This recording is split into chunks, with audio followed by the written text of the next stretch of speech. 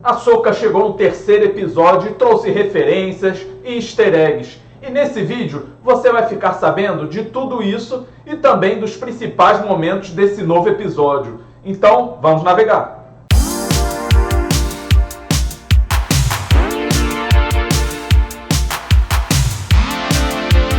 Fala aí galera, tudo tranquilo? Carlos chegando, o terceiro episódio de Ahsoka é cheio de ação, pois temos ali a protagonista sendo preparada para uma aventura em uma outra galáxia. Os agentes de Morgan Elsbeth indo de encontro aos Jedi.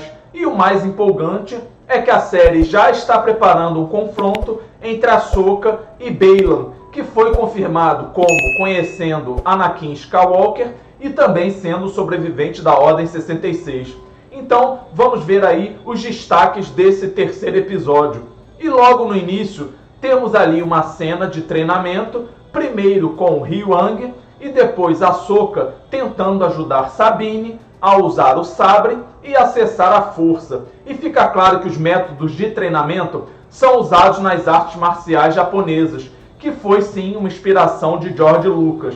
Temos também as espadas de madeira chamadas Boken, que são usadas para treinar Kenjutsu.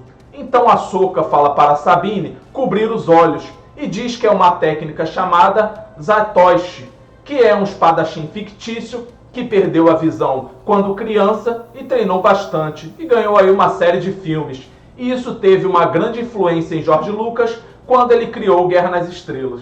E nesse treinamento de Sabine, Ahsoka dá uma descrição exata sobre a natureza do lado negro da força. Ela diz que raiva e impaciência podem dar um aumento rápido de poder, mas custam o equilíbrio de um Jedi.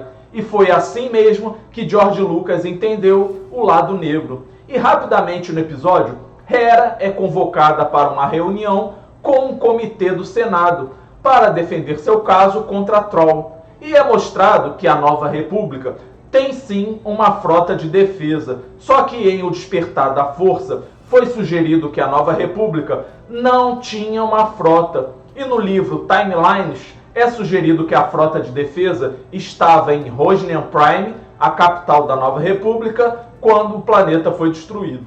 A comissão do Senado teve dois rostos conhecidos.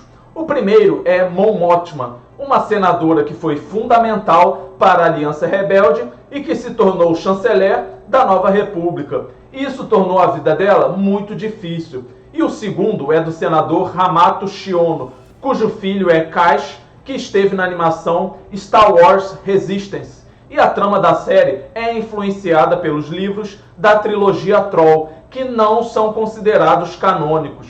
E o papel de Shiono parece ser semelhante ao do político corrupto Borsky Fey'lya dos livros. Ele se tornaria chanceler, era ambicioso, interesseiro e que se recusava a acreditar que o Império era uma ameaça.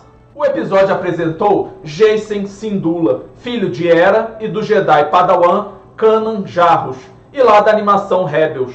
E já foi confirmado que ele tem a capacidade de invocar a força, mas ainda não se sabe se ele vai acabar no Templo Jedi de Luke Skywalker, pois se isso acontecer, ele vai se tornar vítima de Kylo Ren. Já Huyang serviu aos Jedi por 25 mil anos, e ele observa que os padrões Jedi permaneceram firmes durante 1000 anos, o que sugere que eles foram codificados nesse tempo. E isso foi após a derrota dos Sith, que levou à reforma da República, e também mostra que os protocolos Jedi anteriores eram muito diferentes. E falando do Huyang, em uma conversa com Ahsoka, ele observa que houve poucos Jedi mandalorianos, e isso muda a história de Guerra nas Estrelas, pois até o momento só um era conhecido, Tarre Vizsla, o Jedi que forjou o Sabre Negro. E isso também mostra uma história muito mais complicada entre os Jedi e os Mandalorianos, com esses se juntando aos Jedi. E alguns dos pilotos mais perigosos e habilidosos são sensitivos à força. Afinal, isso permite um reflexo mais aprimorado. E Shin não é uma exceção, mas tem um detalhe. Quando está pilotando, ela usa um fone de ouvido Jedi da Era das Guerras Clônicas que vimos nos episódios 2 e 3. E é possível que tenha recebido isso de seu mestre. Hyuang confirma que o Olho de Sion é sim uma versão gigante do Anel Hiperespacial Jedi. E lá nos livros High Republic, a Lucasfilmes revelou a história do Anel do Hiperespaço. E esse anel estava associado a um grupo de piratas espaciais conhecidos como Nihil, e deve ter sido adotado pela República depois.